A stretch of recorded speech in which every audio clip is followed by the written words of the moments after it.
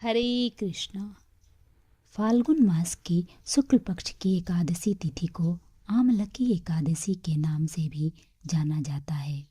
आमलकी एकादशी को कुछ लोग आंवला एकादशी या आमली 11 भी कहते हैं। इसे रंग भरी एकादशी के नाम से भी जाना जाता है।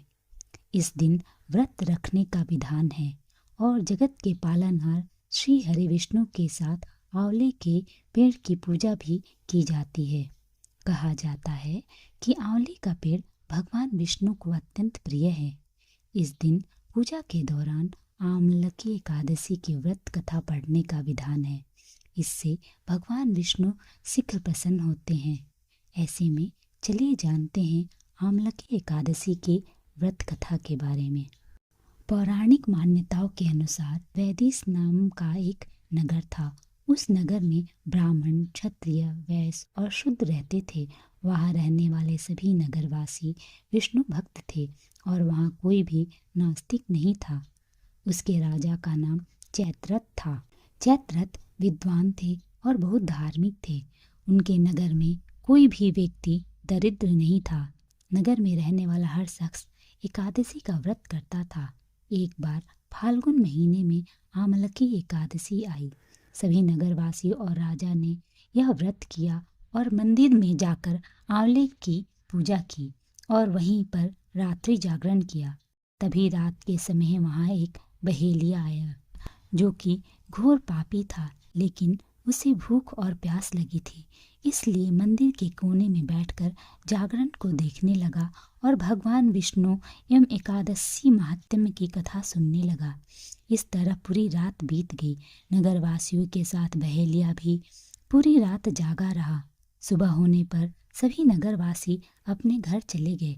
बहेलिया भी घर जाकर भोजन किया, लेकिन कुछ समय के बाद बहेलिया की मौत हो गई। हालांकि उसने आमलकी एकादशी व्रत कथा सुनी थी और जागरण भी किया था, इसलिए वह राजा विदुरथ के घर जन्म लिया। राजा ने उसका नाम वसुरथ रखा।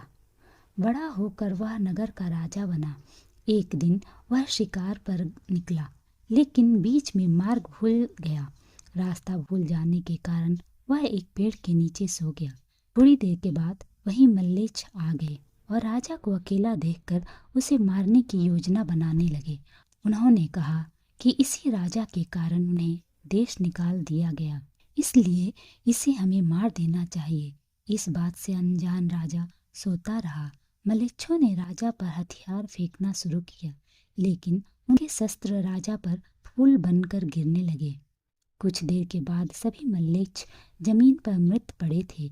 वहीं जब राजा की नींद खुली तो उन्होंने देखा कि कुछ लोग जमीन पर मृत पड़े हैं। राजा समझ गया कि वह सभी उसे मारने के लिए आए थे, लेकिन किसी ने उन्हें ही मौत की नींद सुला दी। यह देखकर राजा ने कहा कि जंगल में ऐसा कौन है जिसने उसकी जान बचाई है। तभी आकाशवाणी हुई, हे राजा, भगवान विष्णु ने तुम्हारी जान बचाई है। तुमने पिछले जन्म में आमलकी एकादशी व्रत कथा सुना था और यह उसी का फल है। आज तुम शत्रुओं से घिरे होने के बावजूद जीवित हो। राजा अपने नगर को लौट आया और अनेक वर्षों तक सुखपूर्वक राज किया और श्री हरि की भक्ति की। जो भी व्यक्ति इस पवित्र आमलकी एकादशी व्रत का पालन करता है वह परम भगवान श्री हरि विष्णु के धाम को जाता है।